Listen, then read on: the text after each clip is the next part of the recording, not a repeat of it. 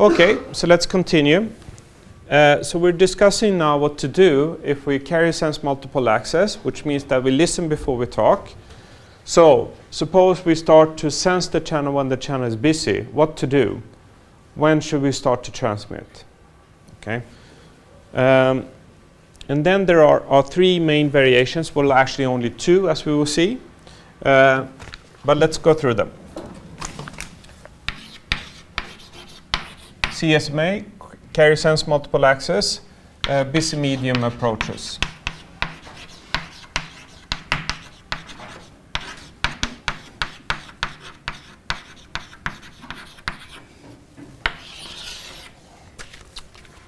Okay, so the idea here, is if we have a time axis here, is that the medium is busy. Okay, so there is a frame ongoing, and me as being a transmitter now gets a request from the layer above, and at this point in time, so this is the initial sensing time. So I sense the channel, and then the channel is busy. What to do?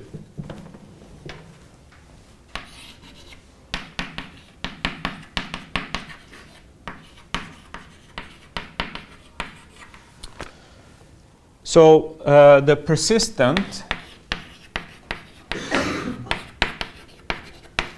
or one persistent, is the same thing as we will see, approach is simply to listen to the channel continuously until it's idle, until it's not busy. So we do continuous sensing.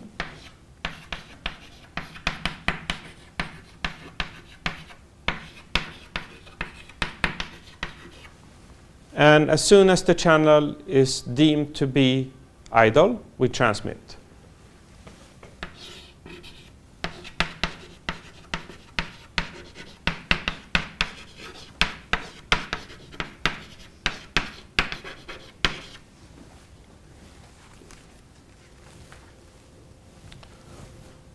Okay, so this is quite aggressive, right?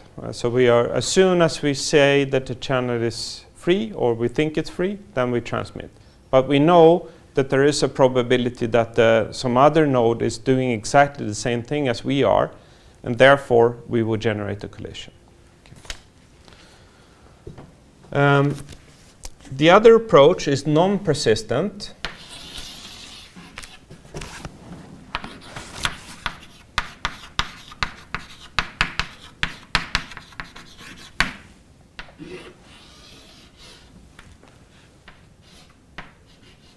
So the same situation, we get a request from the layer above, we sense the channel is sensed to be busy. What to do?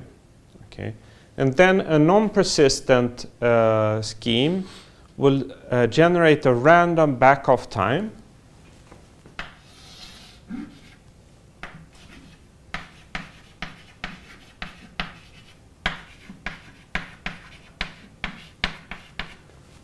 Using some methodology, not specified right now, but draw a random number, wait for a random time, and then sense the channel again.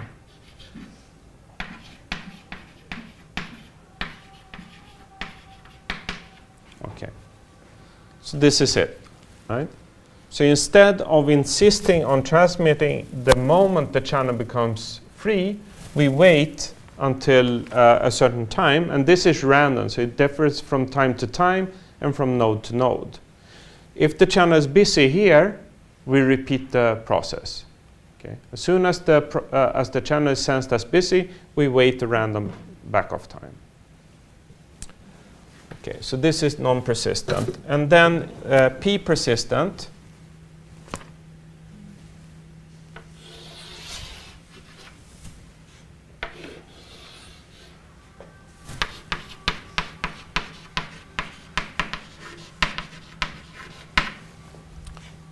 Again, the medium is busy when we're asked to send a frame. What to do? We wait a certain time and then sense the channel again. Wait another time and sense the channel again. And the time between sensing here is approximately a propagation time. There's some small delay at least. Now, when the channel is sensed to be free, okay, idle, at this point in time, we are not, as in persistent CSMA, transmitting unconditionally. We transmit here only with a certain probability, and that probability is equal to P. So, we transmit with probability P at this point in time. Okay, so P might be 1/2 or 1/10 or 90% or something like that. It's something, right? So there is a probability that we transmit, but there is also a probability that we don't transmit.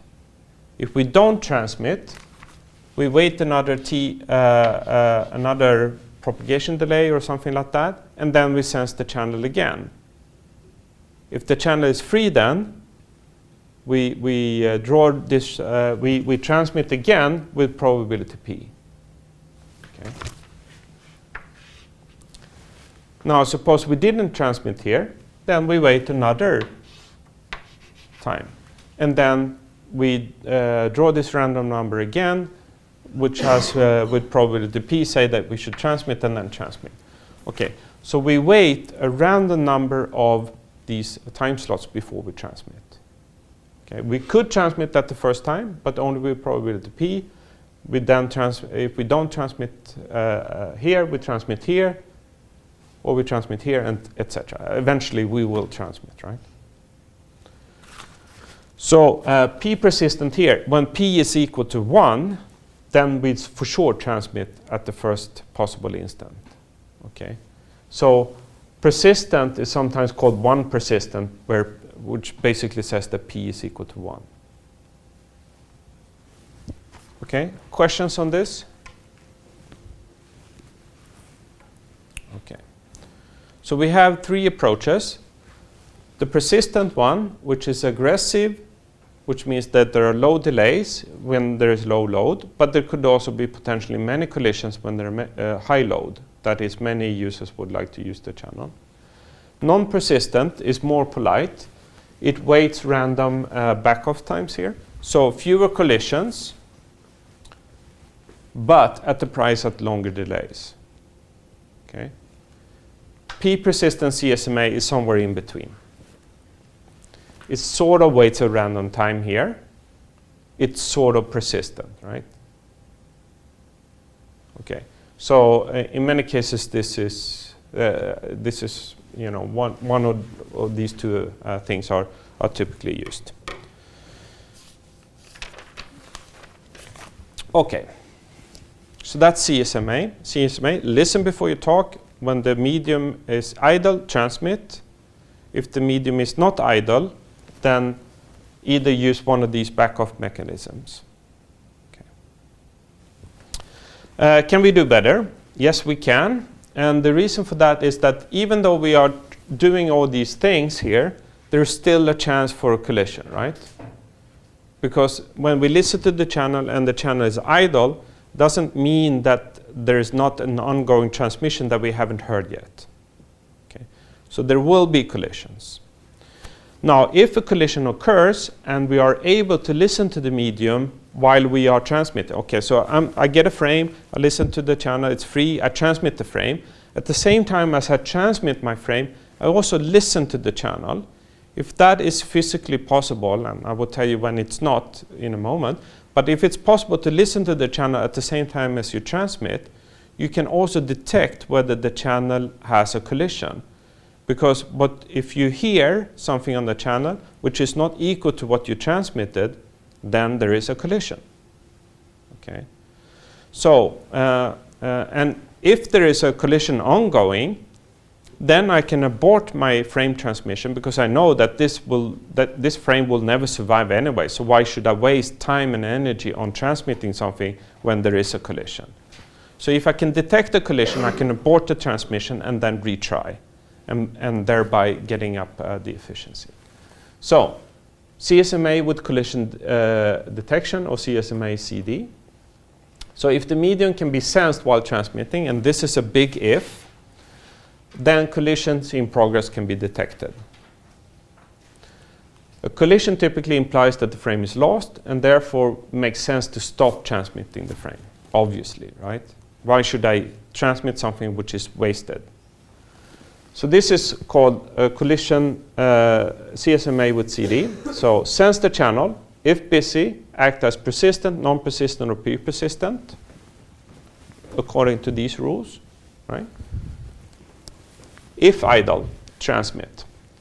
If a collision is detected during transmission, what to do then?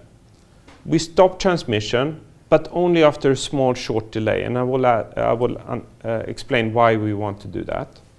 And then we back off a random time and then sense the channel again. So here, if we detect a collision, we essentially do this again. So we back off a random time and then restart the process. Okay.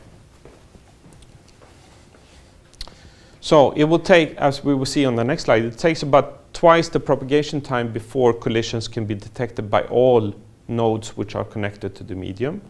And this time is called the contention period. So it might be clearer if we go through an example here. So here we have 3 stations, A, B, and C, or users if you like, users A, B, and C. And at some point in time, oh, this was not very clear, was it? Oh boy. Okay. Sorry for the choice of colors here. It looked very good on the screen. Okay, it doesn't look here. So here, at this point in time, A is transmitting a frame, so it propagates over the channel, and at this point it reaches C. Okay, so this is a green frame here. So during this time is what we call the vulnerable period, because here an ongoing transmission from node A is not detectable by node C. So node C cannot know that the frame is ongoing. So sensing here does not prevent a collision. At this point in time is the latest possible time that C can decide to transmit. Okay. Now suppose it does that. So it starts to transmit the frame here. So that frame goes over here to the other side of the medium. At the same time, you can't see that, A is still continuing to transmit its frame, right? Because it doesn't know anything. It doesn't know yet that there will be a collision. However, at this point in time, when C just started to transmit its frame, it realizes also that there is a collision because it hears the green incoming frame. So what to do then? Well, it aborts its frame transmission, but only after a short time here. And the reason for transmitting the frame over a small time here is to inform A about this collision. Okay. Because A also needs to know that there is a collision, that its green frame is now lost. Okay. A does not know that at this point in time. However, at this point in time, A knows that, what I'm transmitting is not what I'm sending. There is a collision. And then, and this happens at this point in time. And the time before initiation until it knows this can be at most 2 t-prop.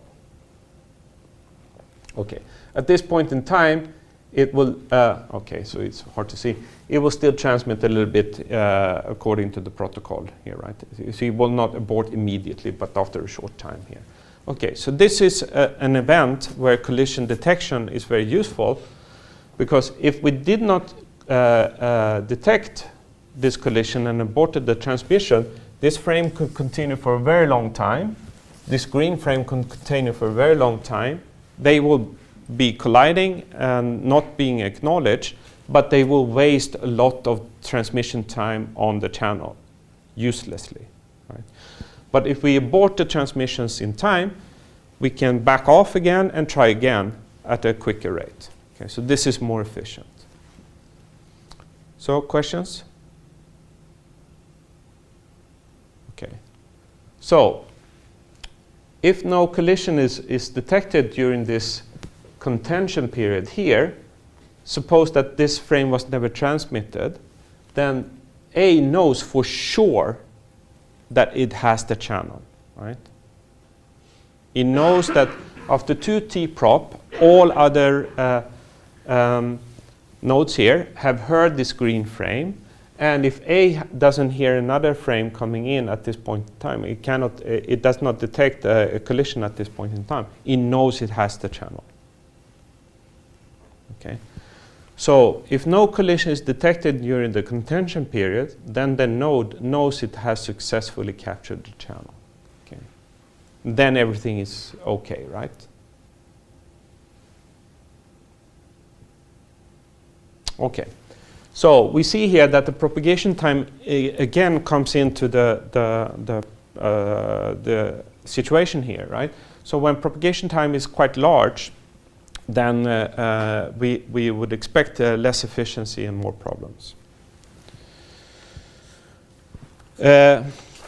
Now, to calculate performance of CSMA and CSMA CD and so forth is quite complex, so we won't do that in this class. I would just show you some graphs and some equations taken from the book.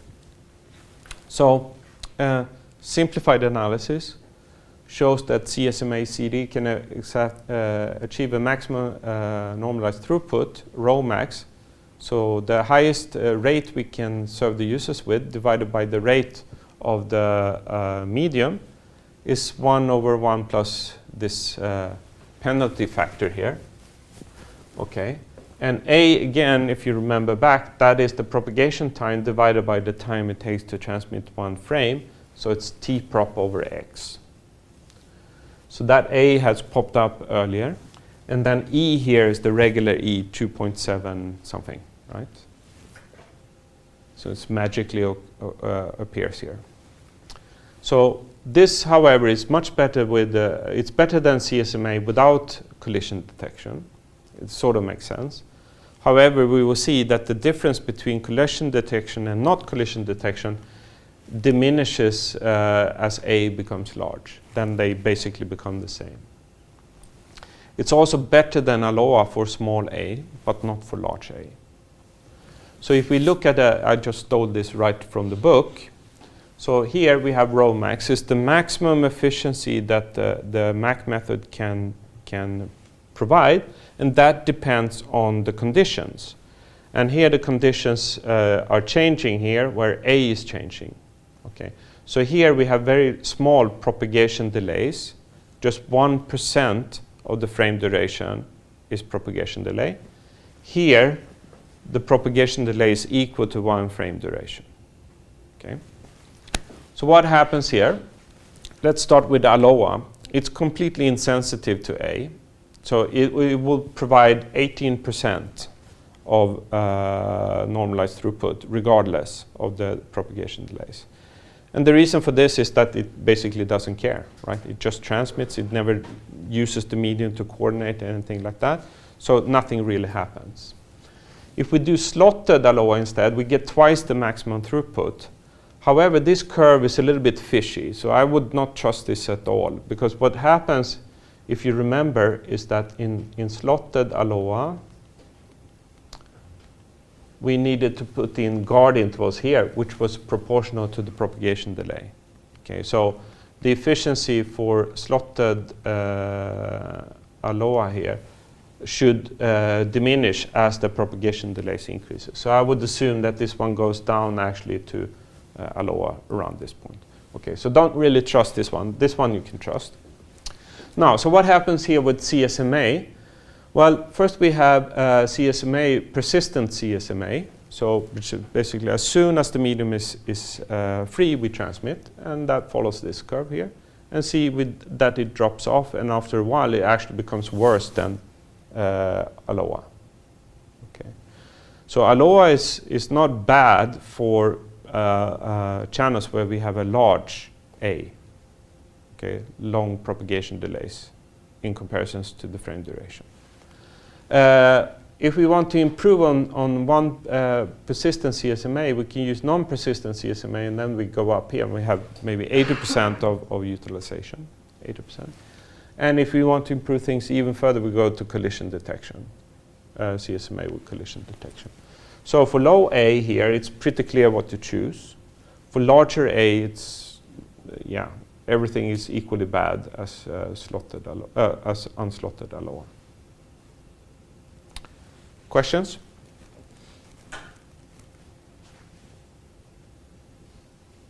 Okay, so depending on A here, and also cost of implementation and so forth, we can pick one of these MAC methods, and there are of course many others also. We can only cover a few in this class. This thing is used in Ethernet, for instance, so we'll see that later on. Okay, so now we have talked about these random access methods where we have loose coordination between the nodes, and the word random access comes a little bit from the need to put in random backups in order to stabilize things. Okay, so now let's assume that we are, let's assume that we would like to do something more coordinated, something more controlled, where we can control the time delays and also the quality of service for the users. Then we need to enforce a stricter coordination phase. So these systems might not be as efficient as random access, but they will provide a better service. Or we can at least provide service guarantees. So we will look at what's known as reservation systems first. And it's two types of reservation systems. Either they are centralized or distributed. So a reservation system is essentially the idea that before transmission, one agrees upon in which order to transmit. So we have a coordination phase and then a data transmission phase. So a centralized system, then we have a centralized controller that accepts requests from stations to transmit and then issues grants. So this is typically what's done in 4G, for instance. Then the base stations listens to the terminals, and if the terminal has something to send, it requests a grant for being allowed to transmit. So if you are all cell phones or smartphones or something like that, and you have some data to transmit, first there is a period where you ask me, the base station, for permission to be transmitted. And then I hand out these transmission grants to you guys in some order, right? Otherwise, we have distributed systems where there is no hierarchy, that we as a collective agree on in which order to transmit things. Okay. So let's look at the very basic reservation system. So what I said earlier, we divide time into cycles where we have two phases. One reservation phase where we agree upon in which order to transmit, and then a phase where we transmit data. Okay. In the simplest case here, suppose we have M users. Then in the reservation interval here, we have M small slots, mini slots, one per user. So if I'm 1, 2, 3, 4, 5, etc. And then during this period of time, we all inform each other whether we have data to transmit. So suppose I don't have any data, you have data, so 2 wants to transmit, 3 wants to transmit, and 4, and M, say, wants to transmit. Then we have 3 requests during the reservation, and then we transmit these in order. 2 here, 3 here, and M here. And then we start the next cycle. And we go through here. Do we have any data to transmit? Yes, no, yes, no, yes, yes, yes, no. And then here it happens to be 1, 2, 3, 4, 5 nodes that had data to transmit. Okay. So we are changing the transmission interval here depending on the need of the users. Okay. The reservation interval, however, remains fixed. It consists of M small slots, mini slots. So these it's not a lot of data here. So it's basically just say, I have data to transmit or I don't have data to transmit. So these are much smaller than the data slots here. Questions? Okay, so we have cycles, 2 phases, reservation phase and data transmission phase. The length of the data transmission phase depends on the actual demand at that point in time. The demand in that point in time is announced in the reservation interval here. Okay, So variations of this, we can do this in a centralized fashion or distributed fashion. So when we have a centralized thing, we have a central controller that listens to the reservations and decides in which order to transmit, and then issues grants to transmit. So basically, if I would be the coordinator during the slots, I hear what you want to transmit, and then I can actually decide in which order you transmit, because maybe one of you have a more urgent need than others. I mean, one could have some idea of that. Right? Or we do this distributed, and then each station must listen to the reservation transmission and then determine its order depending on its numbering scheme. Right? And this could, of course, be problematic if some of these transmissions are not heard by all members in the network. For instance, in a radio network. A reservation scheme can also allocate maybe a single slot or multiple slots to a user in a certain cycle, depending on the demand, right? So there are variations of that. And one thing we should know, however, is that we need a medium access method for the reservation intervals as well, right? So here we use communication to coordinate these transmissions. But how do we coordinate these transmissions? Right? So we need a method for coordinating these transmissions also. And basically here we have two methods. Either this is a predefined order and we have a slot per user, or we use some random access method inside this reservation interval. So we will look at both of those. Okay. But let's go with the simplest one here, that we have some type of static channelization here. So we know which slot belongs to what user, and that user has exclusive right to that slot. Okay, so are these any good? Well, let's analyze them then. Let's make a simple analysis here. So the assumption is that we have a mini-slot duration, which is some fraction nu of a frame duration, where x is then the frame duration, again in seconds. Propagation delays are negligible, and all M users have data to transmit. Okay, so what is the situation here? Okay, so here we have time. So at the beginning of a cycle, we have the reservation interval. So here we have these small slots. Each slot has nu x seconds long.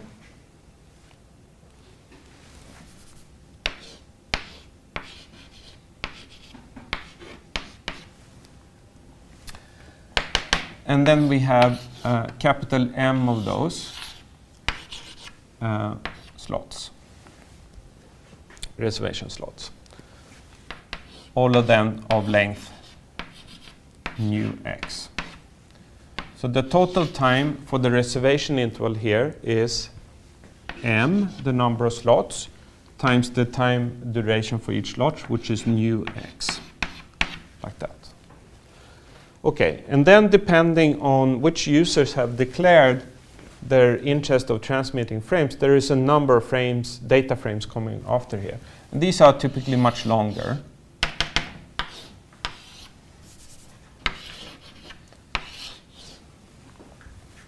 These have duration x, all of them.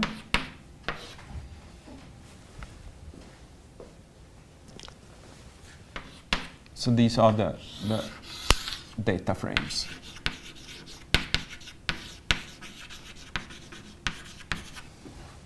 Okay. So this is the length of the cycle.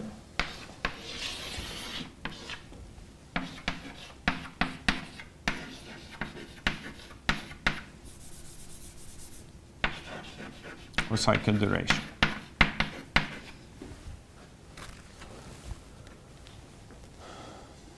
Okay. So is this sufficient or not? Well, here, data frames is what we care about. Okay, we don't care about this coordination phase here. So the coordination phase is overhead. So the efficiency has to do with the ratio of data frame time, the time where we actually using the channel for data transmission divided through by the total cycle length. That will tell us how efficient we are.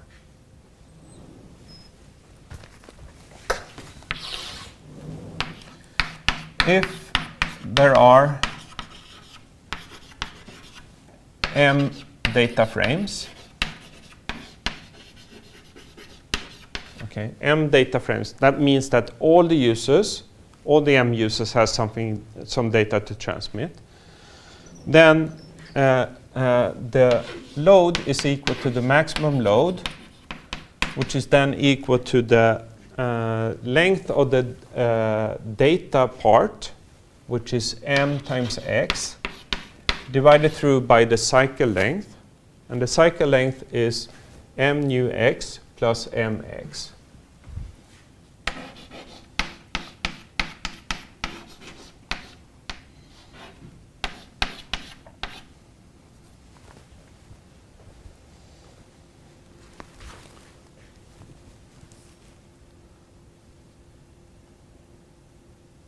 Right? And then we divide the denominator and numerator with mx, and then we have 1 plus 1 plus nu. Okay. So we see here that the efficiency here, when we have lots of data to transmit, depends on how much the fraction of time that we assign to the reservation slot. So to make efficiency large, we want to make nu small, which is obviously true, right? We want to make the reservation slot as small as possible. Once we have decided that, then the maximum efficiency we get is this. However, if we don't have, suppose now that not all users have data to transmit.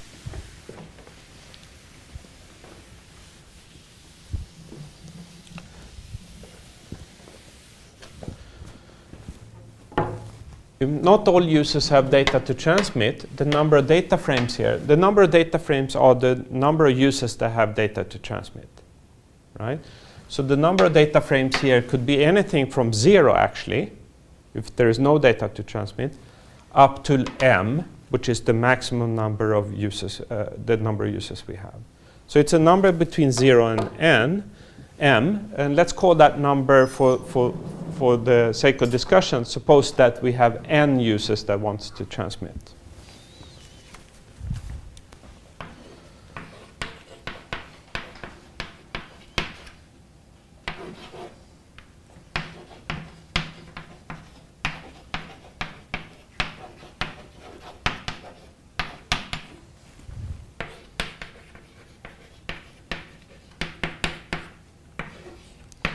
What is then the load or the efficiency at that point for this under this condition? Well, the length of the data interval now is nx, right? That's the data interval. If we have n users here, then the length of the data part is nx, and then we divide through by the cycle length, and the cycle length is again nx plus m, the number of users we have, mu x.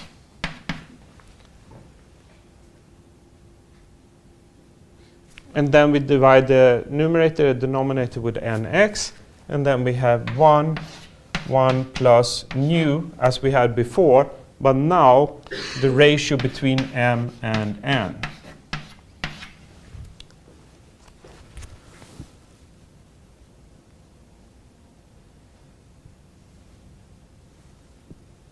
Right?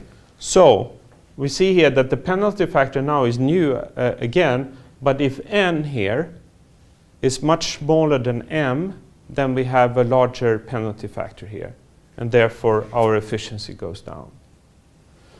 And it sort of makes sense, right? If we have a reservation system here where we have to spend some time on reserving the channel, but if we only sending occasional frames here, the overhead due to the reservation in comparison to the time when we're actually using the channel for data transmission could be prohibitive, could be large, right? the best case we have is when the data part here is as large as possible. That is when all users have data to transmit.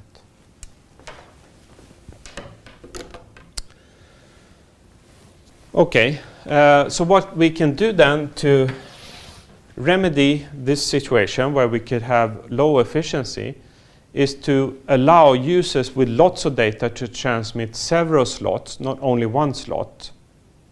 Okay, so here, if user number 1 had data to transmit, it could transmit exactly 1 frame. But suppose it has data to send 3 frames or 10 frames or something like that. Then we could increase the data interval, also in the case when we don't have all users have data to transmit.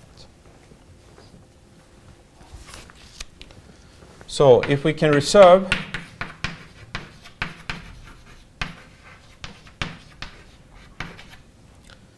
k slots per active user, what's going to happen then? Well, then the efficiency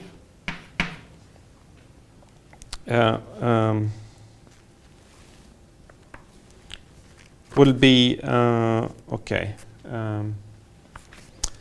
let's see, n kx, that's the data part, right? If we can assign k slots for all the active end users.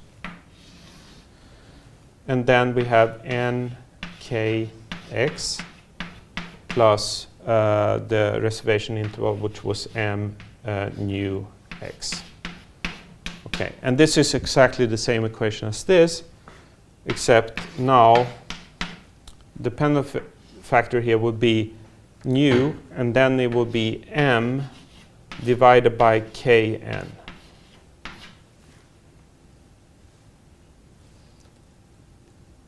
Right, it's the same equation. And the maximum efficiency we can get, what is that? Well, it's in the case where n is equal to m, right? When n is equal to m, we have the efficiency 1 plus nu as we had before, but now divided by k.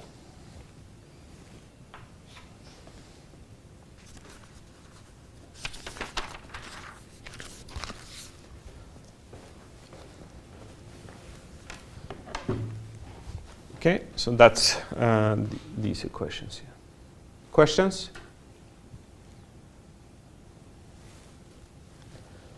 Okay. If we have a random access scheme, instead of having these fixed number of slots here, 1 per user, we can reserve a number of slots here and then use, say, slotted ALOA in order to access this. So if a node has data to transmit, it will use slotted ALOA to inform the rest of the network about its intention to transmit during this interval here. So this is known as random access for the reservation. So the reservation is done random access, but once the reservation is done as we did previously. So the only difference now is that in this reservation interval here, we don't have as many slots as we have potential users. Okay, we could have, for instance, just n slots here instead of that, which means that the reservation interval here would be nx new. Okay, so we still have m users. Okay. If we use then slotted ALOA to access, to do reservations,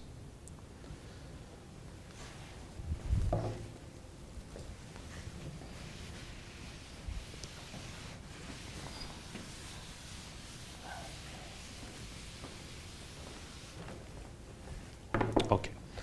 So here's the situation. We have this amount of time. We have n slots, all of them of length nu x. And if we use slotted ALOA in this,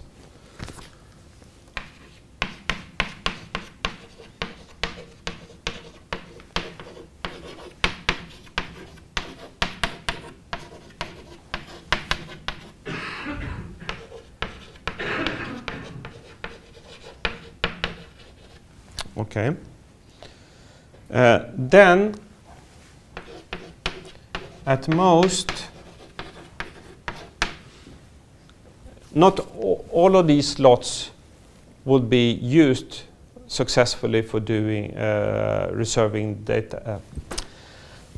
If I transmit in this slot, there might be collisions here. So there might be collisions in the reservation interval here.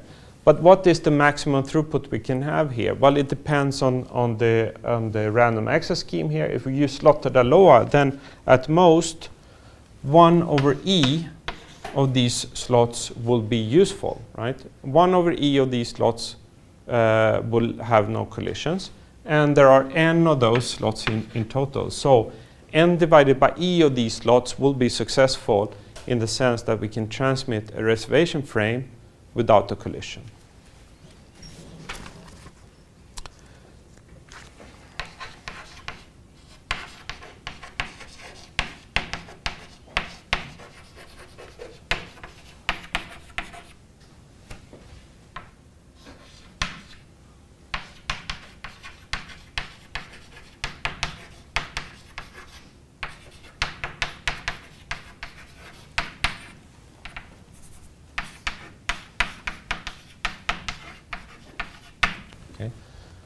Because if you remember, slotted ALOA, its maximum throughput was 1/e.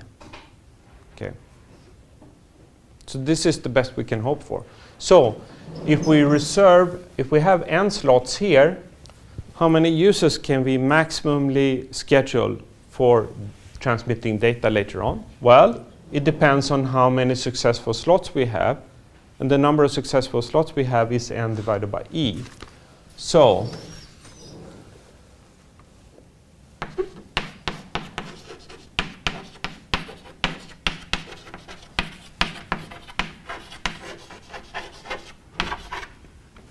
okay, so we can schedule n/e users. And this leads then to that rho max. This is the best we can hope for. Then we look at the data part here.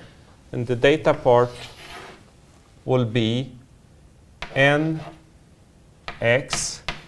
divided by e. Right? Because we can schedule n/e users. Maybe you should write this as n divided by e times x is the length of the data interval. Okay, so we have here the n/e times x divided through by n/e x plus the reservation interval, which was n times nu x. And if we simplify this, we get this to be 1/1 plus e times nu.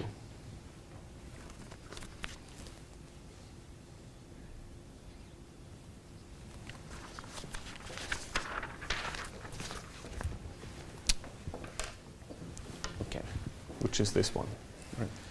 So the advantage of having random access in the reservation interval, when is that? It is when we have many users, but each user is unlikely to have data to transmit. Right? Because then we can maybe schedule all the users that have data to transmit at any given point in time. Namely, we can transmit n/e, say that is on the average the number of users that have data to transmit at any given point in time. We just don't know which of the m users that have it. Okay. Then these random access reservation protocols is nice because we don't waste reservation slots on users that are unlikely to transmit. We let them fight for reservation slots using slotted ALOA, and then the efficiency goes up here. I mean, essentially, we can say that here, if we had, say, this type of situation where the number of active users here is quite small compared to the number of potential users, then this efficiency is quite low. Now, it's a little bit unfortunate because this n is not the same n as that one. Okay. Okay. So the n is the number of active users. Here, n is the number of slots, and out of those, only n over e can be actually active. I'll change the notation for next year, right? Or and on the review slides. Okay. Anyways, we're running out of time now, but I took some student feedback and did some more on the Blackboard than I usually do. But that also has the consequence that you have to read up on things by yourself. Okay, and the things which are that you have to read up on yourself is the things that follow here. It's not very difficult, so I don't think you would have big problems in going through this material. But we won't have time to go through them during the lectures. So it's about polling, and that's essentially that a central controller is asking each node in turn whether they have data to transmit. Or one could have something which is called almost like a token that goes around in this ring. So read up on that. There are 2 polling variations. And then, okay, so this I should go through. Let me do that on the review session next time, because this is important to contrast random access and scheduled access. Channelization is basically how to divide the time frequency resource we have into either frequency channels or time channels or what's known as code channels. Okay. At the end of the day, they are basically all of these schemes are the same. It's implementation issues that tells you which one to use. And then there are some pros and cons with this static and dynamic channelization. Okay, and that's it for today. So we'll pick up the ball on Monday. And yeah. So, and I hope it's okay for you now that I do a little bit more on the Blackboard, which means that you have to read up a little bit more on yourself. But that's, we only have finite amount of time here, unfortunately. Or fortunately. See you on Monday.